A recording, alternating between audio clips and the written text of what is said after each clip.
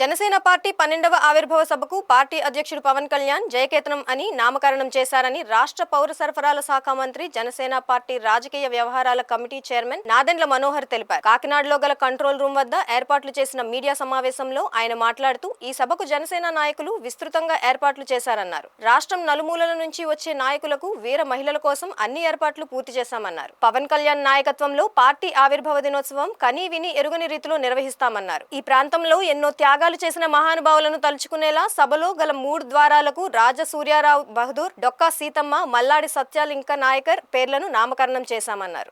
అద్భుతమైన ఏర్పాట్లు కూడా మేము చేయబోతున్నాం.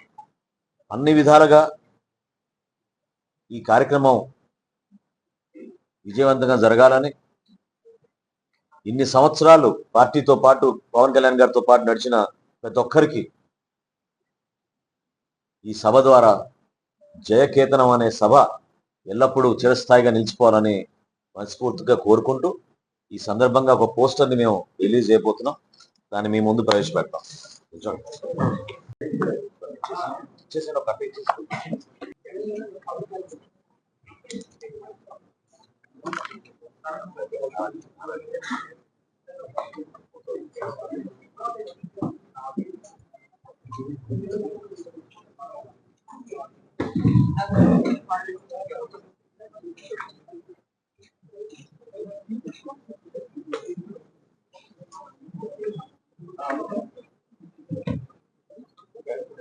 జై జనసేన.